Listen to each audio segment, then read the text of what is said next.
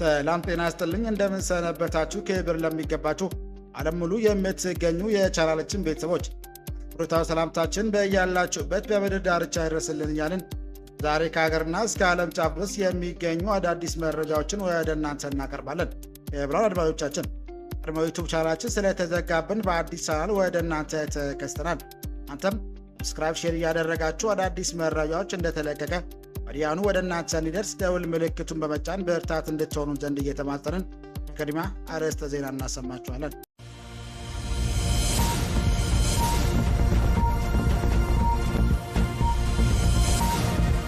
በአርሲ ዞን ትናንትና ጨምሮ ባለፈው ሳምንት ውስጥ ከ30 በላይ ሰዎች መገደላቸውን የአካባቢ ምንጮች ተናገሩ። ኦሮሚያ ክልል አርሲ ዞን ትናንትና ጨምሮ ባለፈው ሳምንት ውስጥ ታጣቂዎች በፈጸሟቸው ጥቃቶች 30 በላይ ሰዎች መገደላቸውን ነዋሪዎችና የቤተ ክርስቲያን ኃላፊዎች ለቢቢሲ ተናገሩ። ወደ የካቲት 22 2018 ዓ.ም ምሽት በተፈጸመው ተጨማሪ ጥቃት ቢያንስ 2 ሰዎች እንደተገደሉ ሶስት የአካባቢ ምንጮች ተናግረዋል። አብራችሁ ስትቆዩ የምታደምጡት ይሆናል። አሜሪካ ኢራን ላይ መጠነ ሰፊ ወታደራዊ እርምጃ መውሰድ እንደምትቀጥል ትራምፕ ተናገረ። የአሜሪካው ፕሬዝዳንት ዶናልድ ትራምፕ በኢራን ላይ የሚወስደው መጠነ ሰፊ ወታደራዊ እርምጃ እንደሚቀጥል አስታወቁ። የኢራን መንግስት የኒውክሌር የጦር መሳሪያ ግንባታ እንዲያቆም አሜሪካ የተሰጠውን ማስጠንቀቂያ ችላ እንዳለ ገልጾ ቴህራን የተደቀነው አደጋ ለመቀልበስ እርምጃ መውሰድ እንደሚቀጥሉም ተናግሯል። በዝርዝር የምታደምጡት ይሆናል። ኢራን በኳታርና በሳውዲ ነዳጅ ማዕከላት ላይ የፈጸመችው ጥቃት ከፍተኛ የዋጋ ጭማሪ ታየ። ኢራን በኳታርና በሳውዲ አረቢያ የነዳጅ ማምረቻ ተቋማት የተሰነዘረችው ጥቃት ምርት ላይ ተጽዕኖ ይኖራቸዋል በሚል ስጋት በአውሮፓ ውስጥ ከፍተኛ የዋጋ ጭማሪ መታየቱ ተዘገበ። ኳታር መንግስት ንብረት በሆነው በኤልፒጂ ጋዝ ማምረቻ አቶ ኢነርጂ የተወሰዱ ክፍሎች ላይ ኢራን በሰነዘረችው ጥቃት ሳቢያ ምርት መቋሙን አስታወቀ። ታደምጡታላችሁ። ከብራን አድማጮቻችን አብረን ስንቆይ ይህንና ሌሎች ያዘጋጀንላችሁን ወደ እናንተ እናቀርባለን። ድጋሚ ለዚህ ቻናል አዲስ የሆናችሁ ሰብስክራይብ እንድታደርጉ እያልን ወደ ዝርዝር መረጃው አቀናን።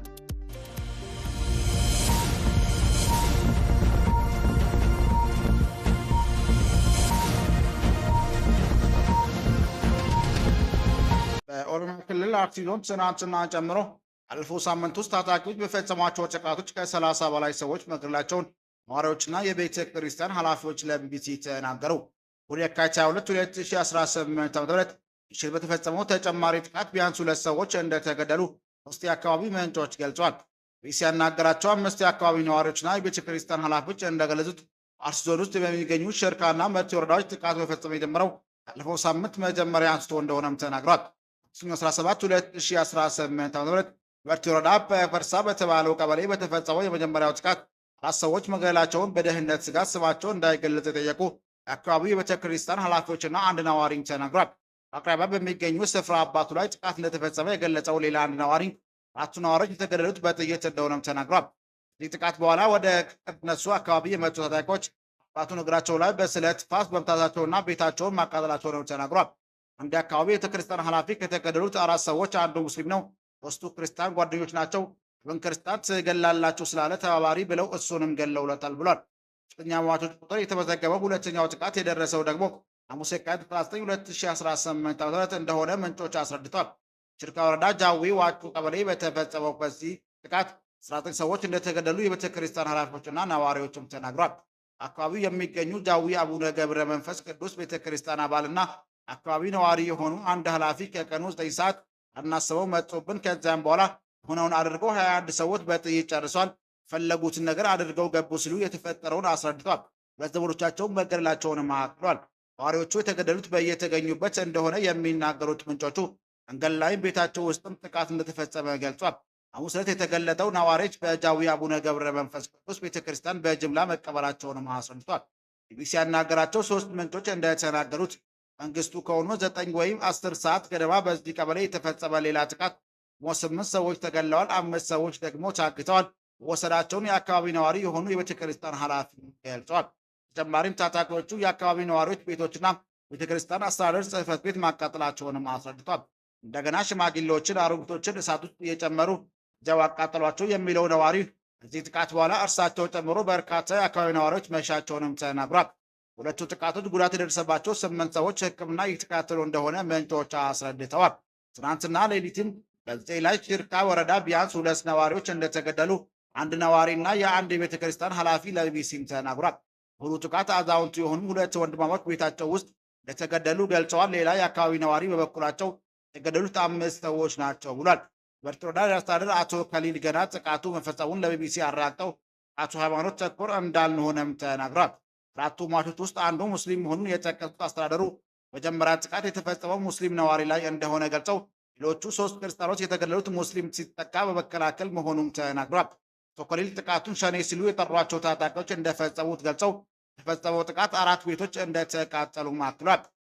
ኃይሎች ጋር ወደ አካባቢ በመሰማራታቸው ዝርዝር መረጃ መስጠት እንደማይችሉ የገለጹት የወረዳው አስተዳደር የጸጥታ ኃይሎች ከታጣቂዎች ጋር የተኩስ ልውውጥ ማድረጋቸውንም ተናግሯል።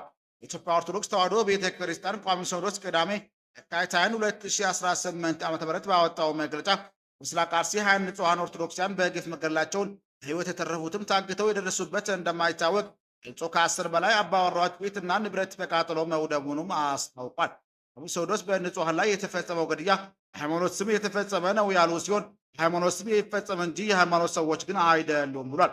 ሲኖዶሱ አክሎም ለረጅም ዘመናት ተከባብረው አብረው የኖሩ ሃይማኖት ተቋማት መካከል ግጭትን መፍጠር ዓላማው በማድረግ ጥቃቱ መፈጸሙን ገልጿል። እስልምና ሃይማኖት ተከታዮችና ሕዝብ ክርስቲያን በጋራ ያወግዛቸው ይገባል ሲሉ አክሏል።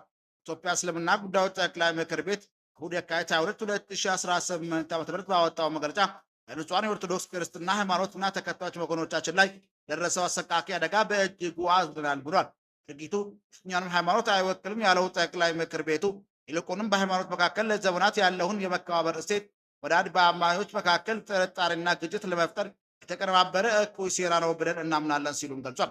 የኢትዮጵያ ኦርቶዶክስ ተዋሕዶ ቤተ ክርስቲያን ቋሚ ሲኖዶስ ደግሞ ምስራቅ አርሲ ሀገረ ስብከት በተደጋጋሚ እየተፈጸመ ያለው ሞትና መፈናቀል ኦርቶዶክስ እምነት ተከታዮች ጥቃቱ በየትኛውም የሀገራቸው ክፍል በነጻነት ሰርተው የመኖርና ስርዓት አምልኮ የመፈጸም ህገ መንግስታዊ መብታቸውን የሚጋፋ ነው ብሏል።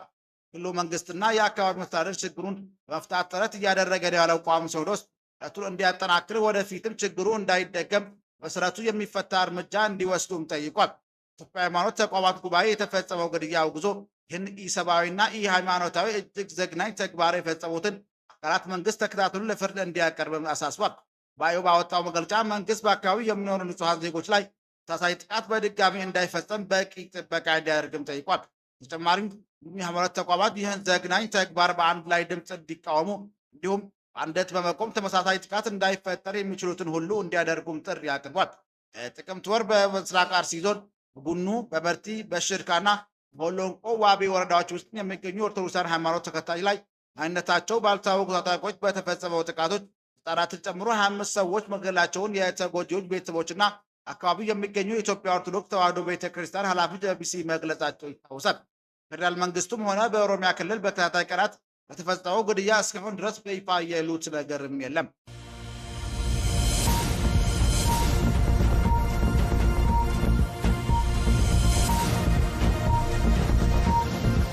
የአሜሪካው ፕሬዝዳንት ዶናልድ ትራምፕ በኢራን ላይ የሚወስደው መጠነ ሰፊ ወታደራዊ እርምጃ እንደሚቀጥል አስታወቀ። ኢራን መንግስት የኒውክሌር የጦር መሳሪያ ግንባታ እንዲያቆም አሜሪካ የተሰጠውን ማስጠንቀቂያ ችላ እንዳለ ገልጾ ኢራን የተደቀነው አደጋ ለመቀልበስ እርምጃ መውሰድ እንደሚቀጥለውም ተናግሯል። አሜሪካ ወታደሮች ሚዲያ ላይ ለመስጠት የተዘጋጀ ስነ ስርዓት ላይ ንግግር ያደረጉት ትራምፕ የኢራን ሚሳይል መርሃ ግብር የኒውክሌር ግንባታ ለመሸፈን ያለመ ነበር ሲሉም ተደምጧል። የጦር መሳሪያና የረጅም ርቀት ሚሳይል የታጠቀ የኢራን መንግስት መካከለኛው ምስራቅና የአሜሪካ ህዝብ ሊታገሱት የማይገባ ስጋት ነው ብሏል። ኢራን ላይ እየወሰዱ ያሉት እርምጃ ዓላማው አገሪቱን የሚሳይል ግንባታ አቅም እንዲሁም ባህር ኃይል ማምከን መሆኑን ፕሬዝዳንት ገልጿል። የተገደሉት የአሜሪካ ወታደሮች ስም ዘመቻው አጠናክረን እንቀጥላለን ብሏል። ኢራን ላይ እየተካሄደ ያለው ዘመቻ አሜሪካ ከያዘችው የጊዜ ሰሌዳ በጣም እንደቀደመ ፕሬዝዳንቱም ገልጿል። ዘመቻው መነሻው ላይ ከ4 እስከ 5 ሳምንት እንደሚወስድ እንደተገመተ የጠቀሱት ትራምፕ እዚህም በላይ የመዝለቅ አቅም አለው ሲሉም ተናግረዋል።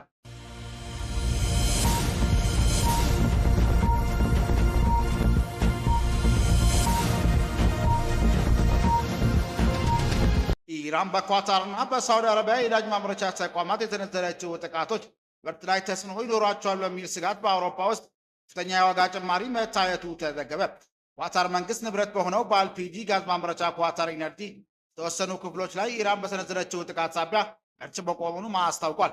ባህረ ሰላጤው ሀገር ኳታር በተፈጥሮ ጋዝ ምርቷ ዓለም ላይ ቀዳሚ ከሆኑት ከአሜሪካ፣ ከአውስትራሊያ እና ከሩሲያ ጋር የምትጠቀስ ሀገር ስትሆን ኳታር ጋዝ ማምረቻ ላይ ጥቃት በፈጸሙ ከተሰማ ከአጭር ጊዜ በኋላ አውሮፓ ውስጥ የተፈጥሮ ጋዝ ዋጋ ላይ 50 በመቶ ጭማሪ ታይቷል።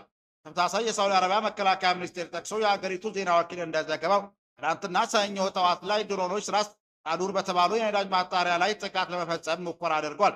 ድሮኖቹ ለማክሸፍ በተደረገው ሙከራ ትንሽ እሳት መነሳቱም ተናግሯል።